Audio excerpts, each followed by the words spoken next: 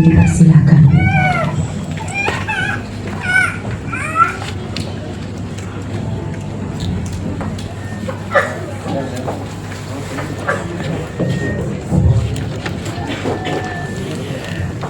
Ya, sambil menunggu yuk kita akan berdoa untuk pemberitaan firman Tuhan. Haleluya, haleluya, haleluya. Ketika lagu-lagu Natal berbunyi, ada suasana yang berbeda di hati kami, Tuhan. Ada damai, ada ketentraman, terlebih ada pembebasan, Tuhan. Kami merasa kasih yang tak terhingga itu ada di dalam kehidupan kami. Immanuel itu ada di dalam kehidupan kami. Benar-benar nyata, Tuhan. Kami mau berkata, tanpa Engkau kami nggak akan bisa hidup seturut dengan kehendak-Mu. Ada banyak kali kami jatuh, bahkan kami terpelanting. Seberapa banyak kami jatuh, seberapa banyak kami terpelanting, seberapa kali itu juga Engkau mengangkat kami. Engkau selalu menolong kami, Tuhan. Hari ini adalah momen yang luar biasa ketika kami bisa merayakan Natal, Tuhan. Bukan hanya perayaan Natal saja, kami bisa merenungkan, memahami besar kasih-Mu bagi setiap kami, Tuhan.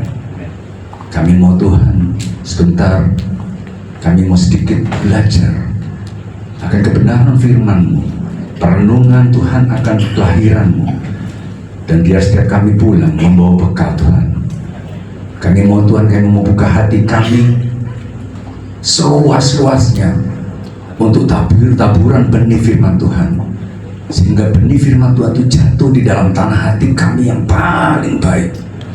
Karena kami tahu, Tuhan, benih itu akan bertumbuh, benih itu akan berbuah, bahkan buahnya sangat lebat, sehingga setiap orang yang melihat kami, nama Tuhan dipermuliakan. Terima kasih, Tuhan. Kami mau berikan waktu ini kebenaran firman Tuhan saat ini dalam nama Yesus. Kita siap belajar, sama-sama katakan amin. Amin. Puji Tuhan.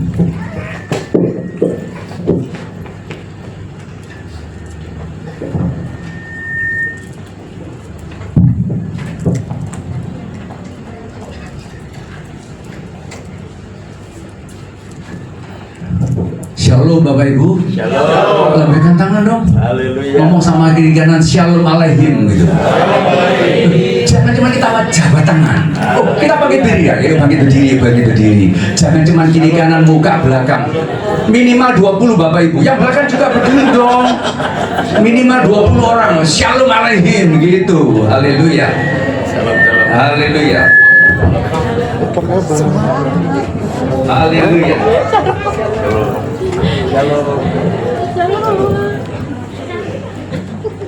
Sudah 20 Bapak Ibu? Hah? Amin. Ketika kita berjabat tangan Bapak Ibu, ada kasih di dalam diri kita, itu terluapkan.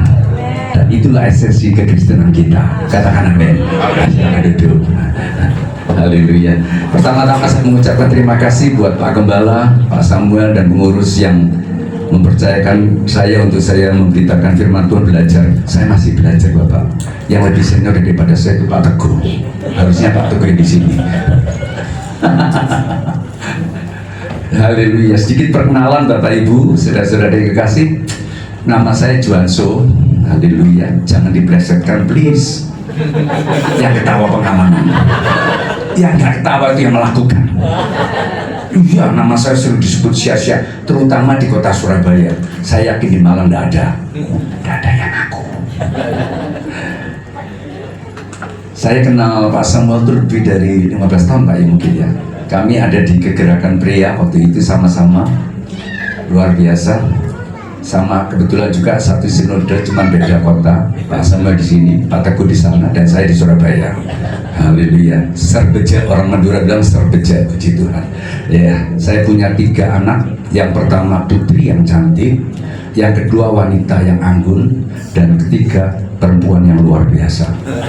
Artinya saya ini dikelilingi oleh 3 darah. Saya punya istri. Nggak mungkin saya melahirkan, Bapak percaya saya.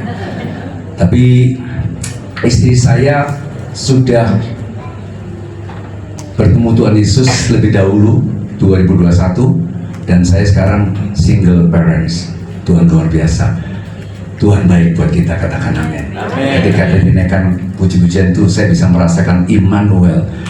Keadaan apapun diri kita, Tuhan itu ada buat saya dan saudara. Ketika kita tidak mampu, kita angkat tangan, Tuhan akan turun, Tuhan menolong kita. Haleluya. Mari Bapak Ibu, kita akan masuk. Waktunya tidak terlalu panjang. Mungkin saya cuman akan merenungkan firman Tuhan kira-kira ya 1,5 jam saja, nggak lama-lama. Loh, kenapa Bapak? Kurang ya? Kurang. 3 jam ya? Ya. Kalau Bapak Ibu mau tidur, silahkan tidur nanti. Haleluya. Enggak, saya nanti pulang ke Surabaya gimana? Nanti saya dimarahi anak saya yang menjaga 3 orang anak saya. Kita akan baca Bapak Ibu. Tema yang diberikan pada saya adalah tema yang luar biasa, dan ayat yang mendasari pemberitaan firman Tuhan pada sore hari ini diambil dari kitab Wahyu pasal yang kedua ayat yang keempat dan kelima. Dikatakan begini Bapak Ibu, namun demikian, saya kasih merah Bapak Ibu, Tuhan bilang begini, aku mencela engkau. Kenapa? Karena engkau telah meninggalkan kasihmu yang semula. Saya ulang, namun demikian, Tuhan mencela orang-orang jemaat yang ada di Efesus. Kenapa? Karena mereka telah meninggalkan kasihnya yang semula. Sebab itu dikatakan, ingatlah, wow, betapa dalamnya engkau telah jatuh. Ada tanda serunya lagi, bertobatlah dan lakukanlah lagi apa yang semua engkau lakukan. Jika tidak demikian, aku datang kepadamu dan aku akan mengambil kaki dianmu dari tempatnya jikalau engkau tidak bertobat. Berbahagialah kita yang bukan saja mendengar, merenungkan, tapi mengalami, melakukannya dalam kehidupan sehari-hari. Suatu ketika Bapak Ibu, sepasang suami istri yang sudah menikah lebih dari 25 tahun datang kepada gembalanya. Sang suami memulai berkata gini, Pak Gembala, kami ada masalah. Kaget gembalanya. Kenapa? Karena sang gembala melihat suami istri ini selalu baik-baik saja. Ketika sang suami ini melihat raut Pak Gembalanya bingung. Iya Pak, kami punya masalah Pak. Ini masalah yang berhubungan dengan perasaan Pak. Ini masalah berhubungan dengan hati. Tambah kaget Pak. Dipertanya, ada apa gerangan Pak? Pak, kami sekarang sering bertengkar Pak. Ada banyak hal membuat kami sering bertengkar. Pak Gembala mengerutkan dahi. Emang kenapa? Pak, istri saya hari-hari ini, terakhir-terakhir ini sering berkata yang tidak enak kepada saya. Kata-katanya tidak baik buat saya, nadanya nggak baik. Dan Bapak ini mulai bercerita mengenai kekurangan, kelemahan dari istri banyak sekali. Istrinya hanya menunduk. Karena itu Pak, kami mau bercerai. Kaget sang gembala. Lalu sang gembala tanya kepada sang istri, kepada si ibu, apakah ibu memang berniat bercerai? Nangis ibunya. Enggak Pak, saya nggak mau bercerai. Sang gembala mulai melihat ada sesuatu yang tidak beres. Lalu, apakah ibu memang seperti yang dikatakan oleh Bapak? Tak menangis. Sesungguhnya dia berkata, Pak, ketika kami menikah, bahkan ketika kami pacaran, saya begini ini Pak. Model saya seperti ini karena saya dari luar pulau. Kata-kata saya seperti ini. Bukan hari ini aja, bukan terakhir ini aja Pak. Emang saya seperti ini. Sang Bapak mulai menunduk. Sang gembala semakin mengerti. Lalu sang gembala bertanya kepada Bapak, Pak, apakah benar yang dikatakan Ibu Pak? Sekarang sang Bapak menunduk.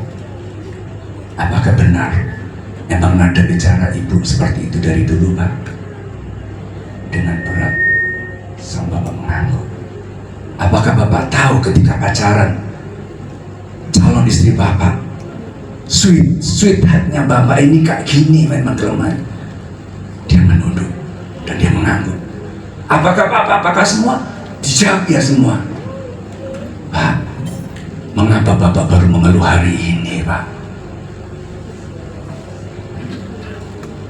Mengapa bapak bisa berkata bercerai? Apakah dulu bapak tidak mencintai? Bapaknya diam. Lalu sang gembala menambahkan, ketika menikah, Pak, apakah bapak mencintai sang calon istri bapak? Dia berkata iya. Lalu sang gembala berkata, Pak, jangan lihat masalah hari ini, ayo ingat kenangan di masa lalu. Ketika bapak cinta kepada sang istri, cinta bapak kasih kepada bapak kepada calon istri, bahkan sampai menikah, membara, berkobar-kobar. Kelemahan istri, karakter istri itu tidak nampak sama sekali. Sang bapak mulai matanya berkaca-kaca. Bukankah itu cinta yang awal dari bapak? Bukankah itu cinta yang murni dari bapak? Dia menundukkan kepala. Bapak ibu saudara sekalian, ada banyak rumah tangga hari-hari ini retak, bahkan bercerai. Alasan utamanya gampang, kami tidak cocok. Bapak ibu, mana ada suami istri, calon suami istri cocok? Nggak ada yang cocok. Gendernya aja udah beda, perempuan dan laki, betul? Laki main logika, sedangkan perempuan itu makhluk halus, bukan setan, perasaannya halus, betul? Beda, main perasaan, tersindir sedikit atau apa sedikit nangis. Kalau laki, dia nggak tahu siapa gua, kan gitu saudara. Ada banyak berbeda. Belum lagi, nah saya ini sama istri saya berbeda. Istri saya ini kalemnya minta ampun. Istrinya kalau nggak dikentong nggak bunyi, bapaknya kasih diem. Saya banyak, oh teman-temannya, wih Pak Johanso istrinya diem. Saya ngomong, iya kalau di sini diem, kalau di rumah Indonesia Raya Garuda Pancasila terus sampai malam kayak gitu. Loh beneran, kalau wanita tidak bicara bahaya. Serius, anak-anak saya baru tahu, iya ya Pak ya, kami merindukan mama. Betul, Bapak kasih.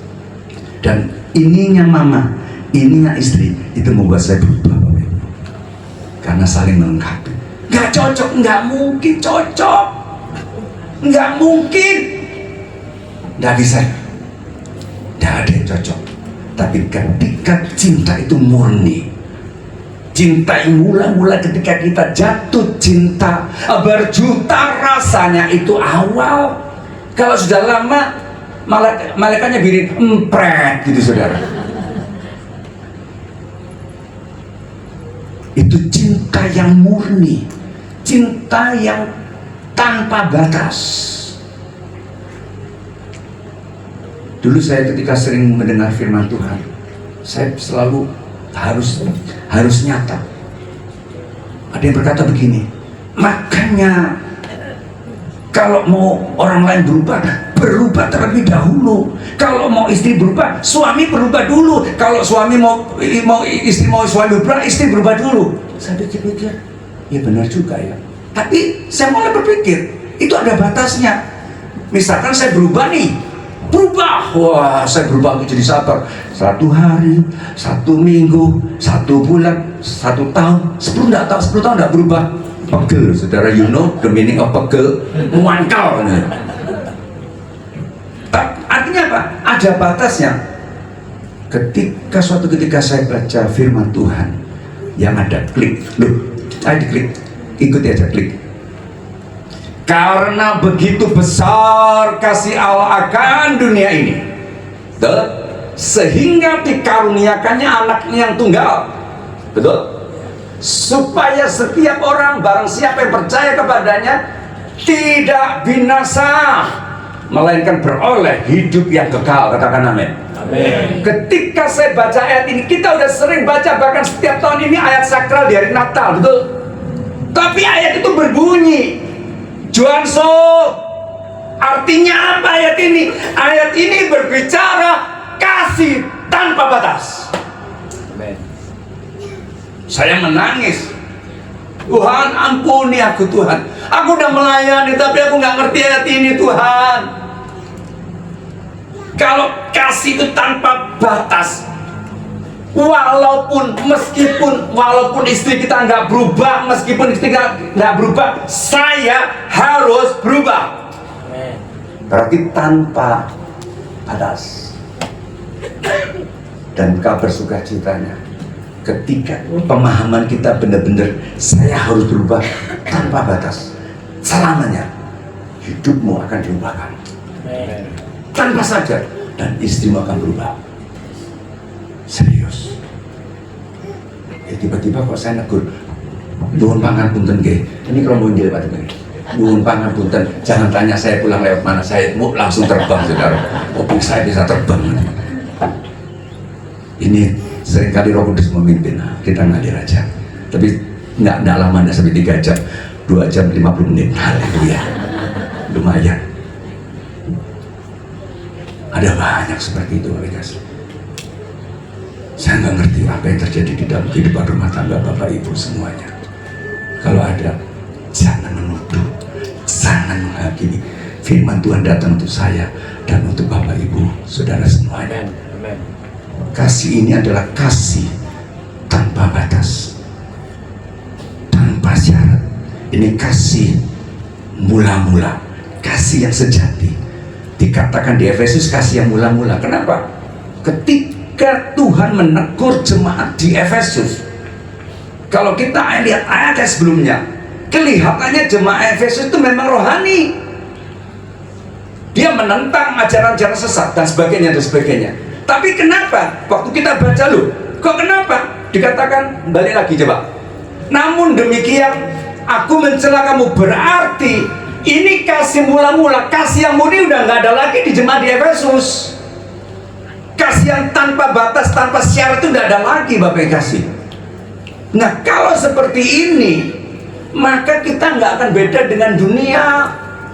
Yang membedakan kekristenan dengan yang lain adalah ketika ada kasih. Katakan amin. Kita lihat di ayat yang lain, 1 Korintus, ya, di situ tiba-tiba saya tutup tab saya Pak Teguh, nggak tahu tiba-tiba harus ditutup. Saya mau berhalakan tab ini dari baca 1 diomelih anak Bapak Teguh ini biye toh, sungkan beliau senior saya loh, serius. Kalau beliau khotbah bisa nangis tuh orang-orang, itu luar biasa. Tuhan pakai Pak Teguh luar biasa. Di dalam 1 Korintus pasal yang ke-13, lihat ayat yang pertama sampai dengan yang ketiga. Ini akan mengagetkan kita. Dikatakan begini, judulnya itu adalah kasih. 1 Korintus 13 ayat pertama dikatakan begini, sekalipun aku dapat berkata-kata dengan semua bahasa manusia dan bahasa malaikat, tetapi jika aku tidak mempunyai kasih, dikatakan aku sama dengan gong yang berkumandang dan canang yang gemerincing. Belum apa Pak. Ayat 2 dikatakan begini Bapak Ibu, sekalipun aku mempunyai karunia untuk bernubuat, rohani bro, karunia untuk bernubuat, dan aku mengetahui segala bahasa dan memiliki seluruh pengetahuan, dan sekalipun aku memiliki iman yang sempurna untuk memindahkan gunung, tetapi jika aku tidak mempunyai kasih, dikatakan aku sama sekali tidak berguna. Dan yang ketiga yang luar biasa, dan sekalipun aku membagi-bagikan segala sesuatu yang ada padaku, bahkan menyerahkan tubuhku untuk dibakar, tetapi jika aku tidak mempunyai kasih, sedikit pun tidak ada faedahnya bagiku. Wow, ini kalau bicara kayak martir. Tapi kalau martirnya tanpa kasih, nggak ada gunanya. Ini kalau kita bandingkan dengan yang Wahyu baca di rumah Bapak Ibu kasih untuk jemaat di sama ini. Mereka melakukan banyak hal seperti itu, tapi makanya Tuhan benar-benar menegur. Namun demikian, aku mencela, kata-kata keras Bapak Ibu kasih. Ada 3 hal Bapak Ibu kasih. Jika kita mulai kehilangan kasih, ini lebih lanjut dulu. Ini bahaya, balik. Tiba-tiba saya ingat, balik. Nah ini, atasnya. Ini loh, hati-hati Bapak Ibu. Seperti tadi suami tadi dikatakan begini. Aku mencela engkau karena engkau telah meninggalkan. Ini bukan kehilangan. Kalau kehilangan bisa tidak terasa.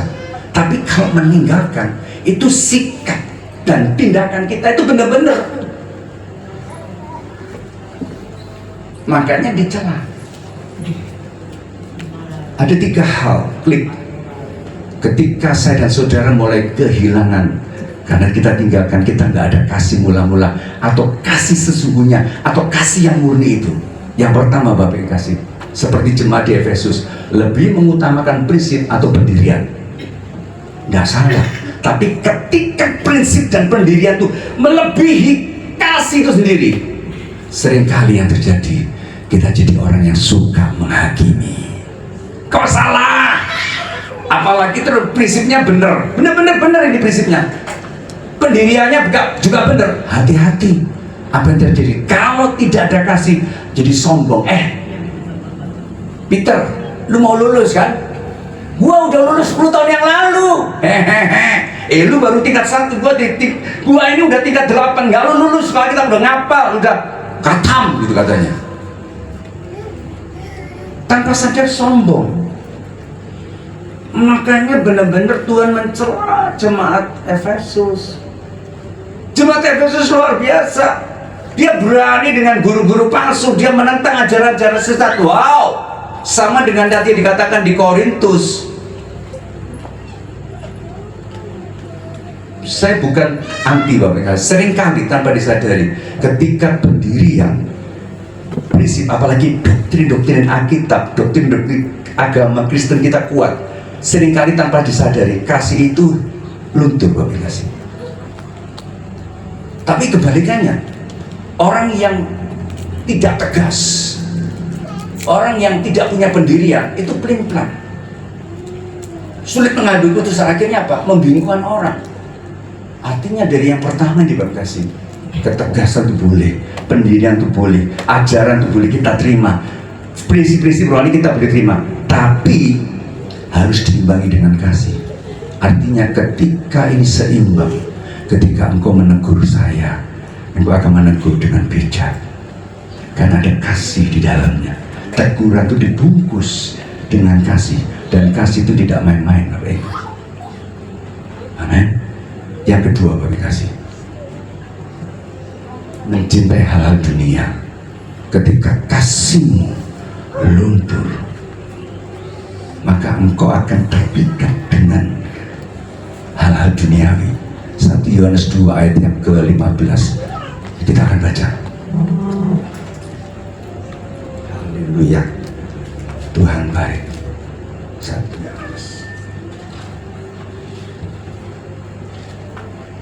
1 Yohanes 2 ayat 15 dikatakan begini, janganlah kamu mengasihi dunia dan apa yang ada di dalamnya. Kenapa? Jikalau orang mengasihi dunia, maka kasih akan Bapa tidak ada di dalam orang itu. Ini jelas Bapak kasih. Ini Allah, ini dunia. Ketika saya mengasihi dunia, maka kasih akan Allah semakin tidak ada kepada kita, diri kita. Ini sesuatu yang logis. Kita ingat Demas, betul? Demas itu muridnya Paulus. Dia ikut melayani bersama dengan Paulus. Tapi suatu ketika Demas meninggalkan Paulus, dikatakan kenapa? Karena Demas mulai mencintai dunia. Kalau hari-hari ini, dulu engkau rajin di gereja, berapi-api di dalam pelayanan, sangat suka menggali firman Tuhan dan sebagainya. Hari-hari ini engkau mulai disibukkan, engkau mulai dialihkan. Waduh Pak, Saya nggak pasang, Pak Gembala, saya nggak bisa datang pagi, Pak. Saya bangunnya jam 11. Loh, kenapa? Kemarin saya ke diskotik, Pak, sampai jam 5 pagi. Kenapa? Itu senang banget, Pak. Atau, Pak, maaf, Pak, saya nggak ikut kegiatan. Terus apa? Saya sekarang bekerja, Pak, mulai jam 7 pagi sampai jam 10 malam setiap hari. Wow, saya tidak anti bekerja, saya tidak anti. Saya ngomong sama anak saya, tidak ada orang bodoh, yang ada adalah pemalas. Orang yang patut sama ya Pak Don ya, ketika kita belajar hal yang sama terus menerus, meskipun awalnya kita nggak bisa, terus kita belajar, lama-lama kita akan ngerti. Itu prinsip. Itu saya ajarkan kepada anak-anak saya. Makanya anak-anak saya cepat gitu, Papa nggak perlu IP-mu, Papa perlu ilmu. Makanya belajar aja. Pak, bisa Tuhan tolong. Dan akhirnya memang bisa. Saya ngomong, nah itulah artinya ketika kau lakukan bagianmu dengan kau sungguh-sungguh rajin, Tuhan akan lakukan bagian Tuhan, mencukupkan kau dengan kepandaian dan sebagainya. Kenapa Pak San? Oh ya, hati-hati kopong. Ini bukan Roh Kudus, Bapak Ibu.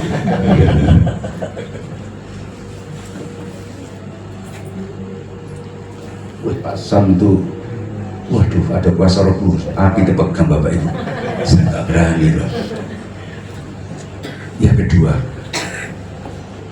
banyak hal memikat kita, menarik kita dari Tuhan. Ada banyak hal. Dulu lulus Alkitab, saya mau mengiring Tuhan, melayani dengan sungguh-sungguh. Ketika godaan-godaan dunia datang, engkau tanpa terasa mulai teralihkan. Yang ketiga, kami kasih aktivitas agama lebih penting. Saya tidak anti dengan aktivitas gereja, tidak anti. Tapi ketika engkau aktif dan hanya aktif menjalankan rutinitas, hati-hati. Apa yang kita lakukan berulang-ulang, itu jadi kebiasaan. Kebiasaan kita lakukan berulang jadi karakter kita. Akhirnya kita melakukan seperti, yes, pokoknya melakukan kita aja. Tidak ada spirit gitu, tidak ada rohnya, tidak ada apa ya, tidak ada nuansanya gitu. Hati-hati. Saya tidak anti. Tapi ketika aktivitasmu, saya melayani Tuhan Pak, yes. Tapi ketika pelayananmu melebihi Tuhan, sudah mengambil tempatnya Tuhan, hati-hati. Engkau tidak lagi bersekutu dengan Tuhan. Engkau tidak lagi bisa merasakan hadirat Tuhan. Engkau tidak lagi rindu bagaimana Tuhan menjamah. Saudara, tinggal di dalam hadirat Allah luar biasa. Saya ketika awal ditinggal istri saya nggak bisa. Waktu itu masih lockdown, karena itu saya kena sitokin Pak. Langsung blast. Saya nggak bisa. Tiap malam saya menangis. Dan saya menangis tidak dengan anak-anak saya, biar mereka nggak tahu. Saya tidak mau membuat mereka sedih. Jam 2 pagi saya menangis. Saya berdoa di dalam roh. Setelah saya melewati sekian waktu, saya baru tahu ternyata Tuhan campur tangan. Ketika saya tinggal di hadiratnya, Dia menghibur saya, Dia menguatkan saya, Dia memberikan kekuatan. Tuhan, aku menyertaimu sampai kesudahan alam. Amin. 3 hal ini hati-hati. Lalu Tuhan bukan Tuhan yang diam. Tuhan memberikan jalan keluar. Klik.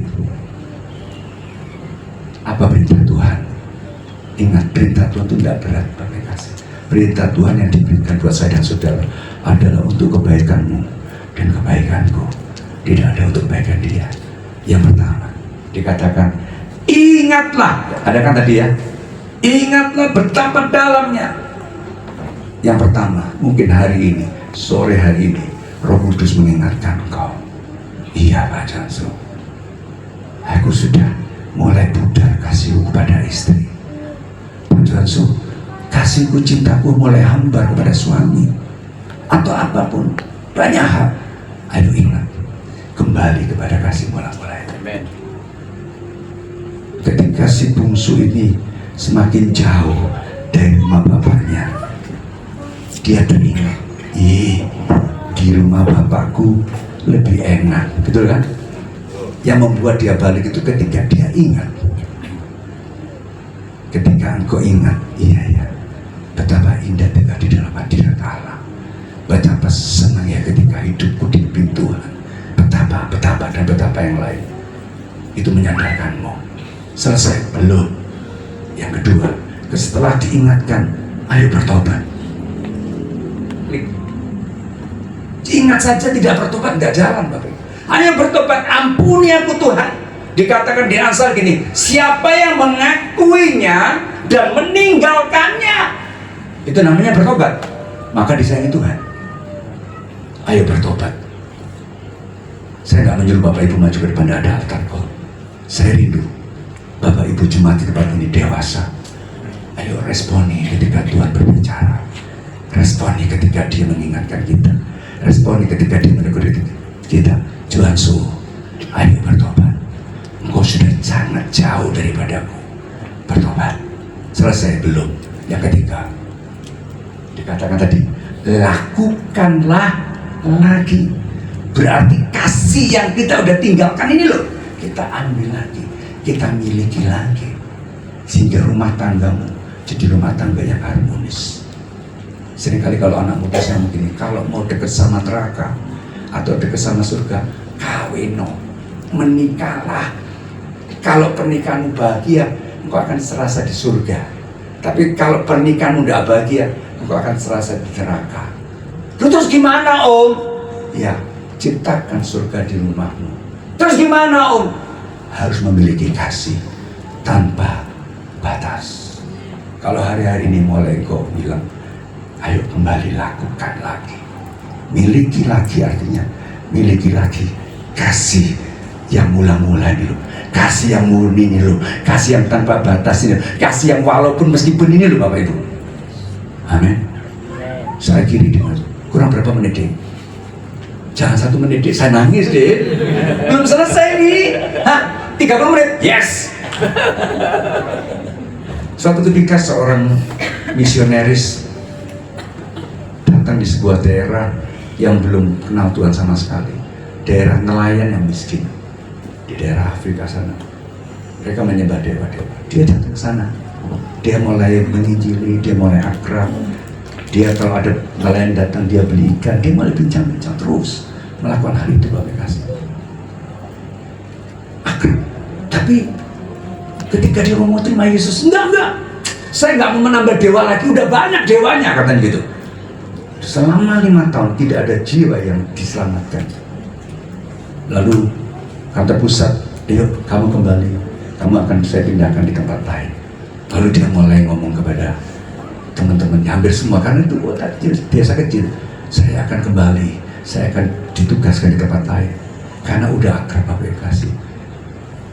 Masyarakat di situ merasa kehilangan, sedih.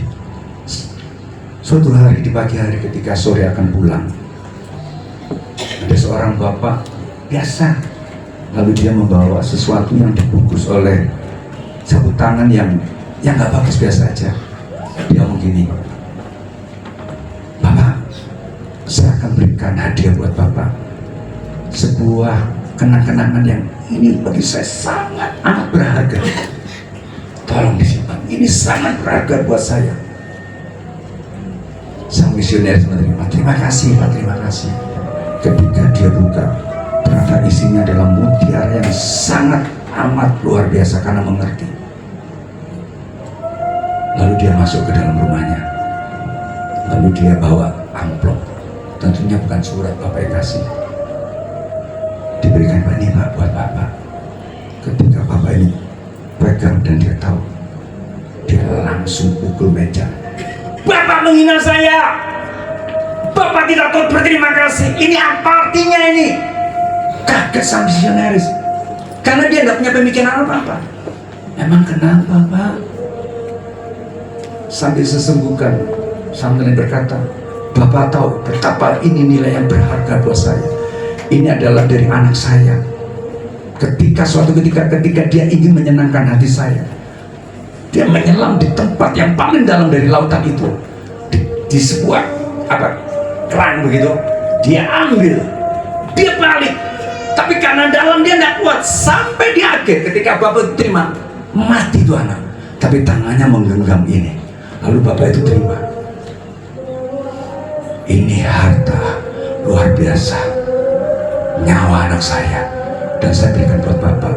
Tadi Bapak berikan tidak ada artinya.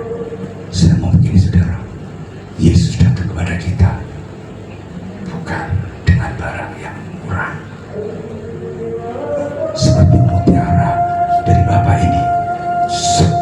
senilai dengan anaknya yang meninggal demi mengasihi. Begitu juga dia datang kepada kita untuk mengasihimu dan mengasihiku. Ayo kita kembali kepada kasih yang mula-mula. Amin. Kita bangkit berdiri kembali. Kenapa bangkit berdiri? Karena ada tulisannya Timo Out. Ya, bacanya Timo Out ya. Iya, Timo Out betul. Karena Pak Teguh bahasa Inggris saya nggak bisa Inggris. Jadi bahasanya Timo Out. Ayo pemain musik. Apa saya suruh sendirian? Nah, tolong mau bawa diri, suara saya ini jelek gitu. Ada lagu Ku terhubung denganmu. Makasih ya, masuk surga sama saya. Kita naikkan pujian 2 kasih ya. Biar kita terhubung dengan Tuhan selalu. Amin. Yang membuat kita selalu terhubung ketika kita selalu mengasihi Dia dan Dia mengasihi kita. Ketika tidak ada kasih, hubungan kita rusak dan hubungan juga bersama sesama juga rusak. Kunci apa? F. Oh, tidak ada kunci F. Kunci busi. F. F. Oh, F. F apa itu?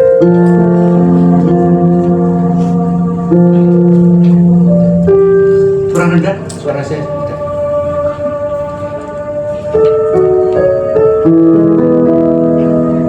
Ku terhubung denganmu, selalu melekat di hatimu. Firman-Mu itulah dasar hidupku yang berdaulat atas terhubung denganmu, selalu melekat di hatimu. Firman-Mu itulah dasar hidupku yang berdaulat atasku. Kita rindu Bapak Ibu naikkan pujian ini dan biar setiap kita ketika kita dengar katakan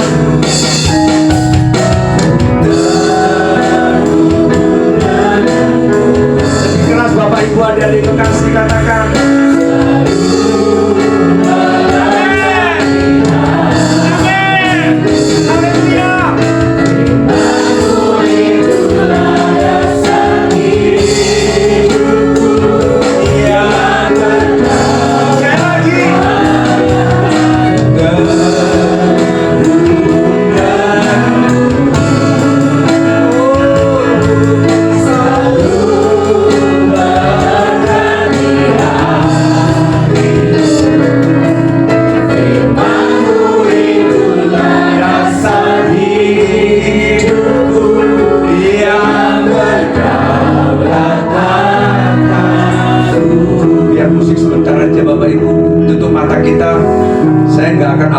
saya tidak akan menyuruh Bapak Ibu ada di maju ke depan. Tutup mata, jangan ada lihat kiri kanan, semuanya tutup mata. Saya sangat senang karena jemaat ini dewasa. Haleluya. Mungkin ada di antara kita berkata, Pak Johanso, aku tertegur. Yes, aku mengaku, aku salah. Aku tertegur banget firman Tuhan hari ini. Kalau ada seperti itu, jangan lihat kiri kanan. Saya tidak mempermalukan Bapak Ibu, enggak. Kalau ada seperti itu, please, taruh tangan kirimu di dadamu, please. Ya, terima kasih. Saya nggak suruh angkat tangan, taruh aja. Kalau Tuhan tolong, Tuhan tahu. Dia sangat mengerti kita. Terima kasih untuk kerendahan hati Bapak Ibu luar biasa. Thanks God, thanks Holy Spirit. Come and touch everybody, yes. Dalam nama Yesus. Terima kasih Tuhan. Terima kasih Bapak. Terima kasih Tuhan. Sekali lagi, mungkin ada di antara kita berkata, Tuhan, Pak Johanso, aku mau kembali kepada kasih yang mula-mula, yaitu aku mau memiliki kasih sejati itu. Kalau ada seperti itu, taruh tangan kirimu sekali lagi di dadamu. Haleluya, terima kasih, terima kasih, terima kasih Tuhan. Ku terhubung denganmu. Saya serahkan pada saya selalu.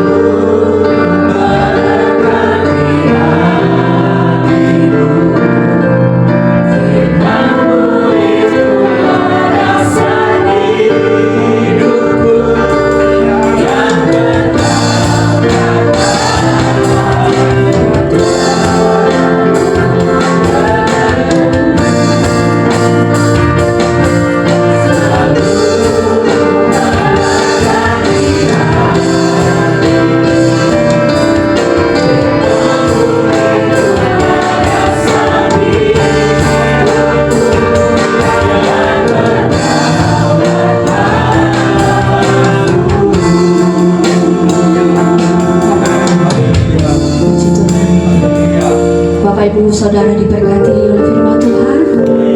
Puji Tuhan, biarlah firman Tuhan tertanam di dalam hati dan Tuhan mematahkan dan menjadi berkat dan kekuatan bagi hidup kita. Silakan duduk kembali.